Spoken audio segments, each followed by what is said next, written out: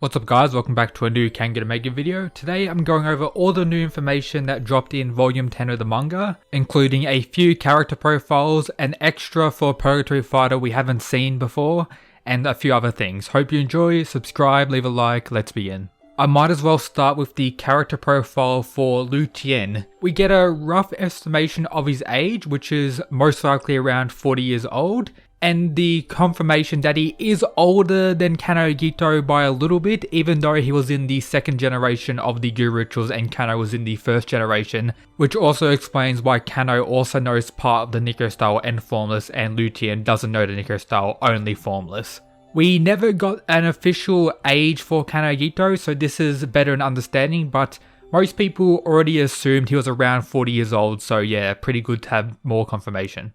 Now going back to Tian's character profile, it confirms something regarding a few statements from Tian during his fight against Kano, saying that he is the strongest of the Tiger Nico students, but we get this confirmed here, that Tian is the strongest of Nico's formless department of students, which doesn't necessarily mean he's the strongest student, and based on all the recent reveals about Faye, it's very clear that Faye is the number one student, and Tian was pretty much baited into believing he was the number one student, or he's this, monkey brain energy. But the profile does clarify that regardless, he is a top class fighter in terms of the whole series, but sadly his opponent was Kano Gito, one of the strongest characters in the series. We have been questioning his whereabouts ever since his defeat by Kano Gito. It talks about here that his whereabouts after the defeat is unknown and questions will ever see him again. My personal theory is he's going to be killed, similar to what happened to the other worm members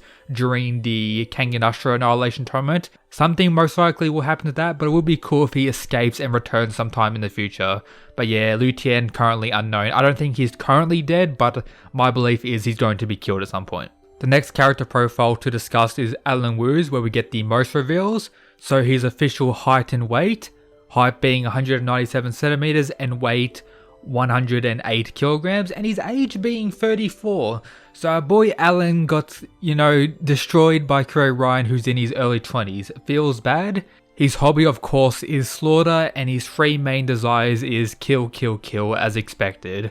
I'm not 100% sure that this translation is 100% accurate, but it's the best version we're going to get, so I guess it is. But I guess Sandovich wrote that Alan is pretty much a miserable jobber due to his opponent being Kurei Ryan. Like everything else in his character profile I'm going to discuss shortly seems accurate, but just this first line doesn't seem like something that the author would write. But regardless, it confirms that his mastery over Guhan was indeed at 100%. So the second character with 100% in the series, the other one of course being Kurei Ryan. If you don't remember, removal and Guhan, same thing, and the removal isn't kinda amplifying everyone in the same way. It's more so based off your potential and how much stronger you get from your base level.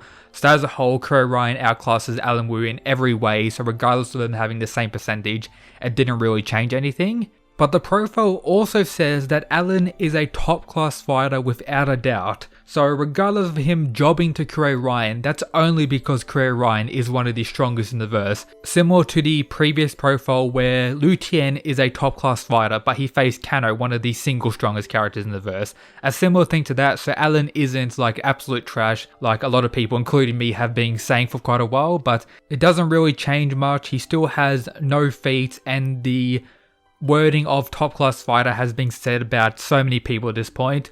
But I would have to say Alan Wu would probably most likely shit on Tarashi. I wouldn't be surprised about that. Then the next part of his profile talks about the fusion of the two consciousnesses, the original Alan Wu and the Wu Hei, the first Wu's consciousness, and how they've kinda fused together to create a new version of Alan Wu, or a new personality to represent Alan Wu that we saw in the series.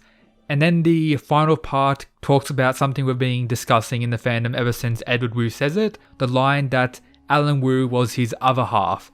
confirming that we'll know what this means later. I've talked about my theory regarding that in other videos, but yeah, it's good that it does have importance and we will learn sometime in the future. Apart from that, in the volume we get a set of character profiles for the other members of the Heavenly Wolves, pretty much Nikaido Ren's squad. And take note, one of the members has the same name as the leader of Worm, which is interesting.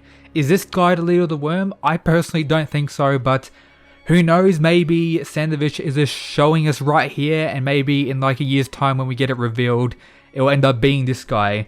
So we might as well keep this information in the back of our head for the future. And the old man who's 81 years old and one of the biggest characters in the series, standing at 215 centimeters and weighing 211 kilograms. We do like seeing some new big boys. Now onto the remaining part of the extra, which was a mini chapter about the Purgatory fighter we never got to actually see. Only his name said by Lo Long, who was going to be the replacement for Dong Chen if he didn't come back to fight. And this extra is pretty much all the Purgatory fighters questioning who this Kim guy is, because a lot of them are fairly new or haven't really paid attention to well. Like, all of them are thinking about how many Kims they have in actual Purgatory and which one it could actually be, with all of them being confused, and this is a pretty fun extra. We learned that he's a newbie A-list gladiator and that he has a faint presence, but he's a humble, fine young man, with him talking to the CEO of Purgatory when I'm guessing he got promoted.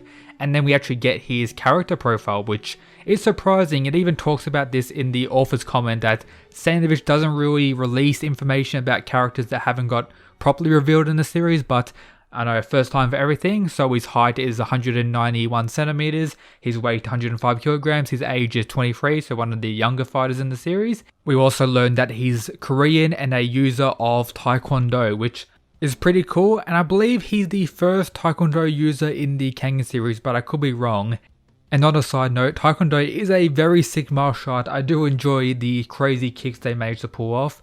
And if you haven't read the webcomic or manga by the name of God of High School, the protagonist is a Taekwondo user as well, or at least a modified version of it, with his kicks being pretty insane. So hopefully we get to see this Kim dude fight some point in the future. Maybe if there is an extra round added to the tournament, if it does end up being a draw, maybe he'll be fighting for Purgatory.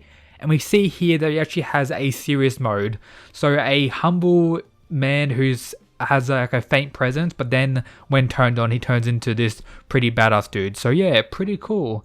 And that's pretty much everything I'm really going to talk about. I hope you enjoyed. The reveals regarding Alan Wu and Lu Tian are greatly appreciated. I believe the next ones are going to be Hayami and Drotta, if I'm not wrong, so can't wait to see those. If you haven't already, make sure to subscribe. If you want to talk more about Kengan greatness, make sure to join the Discord. Also, links for these extras are posted in the Discord, of course.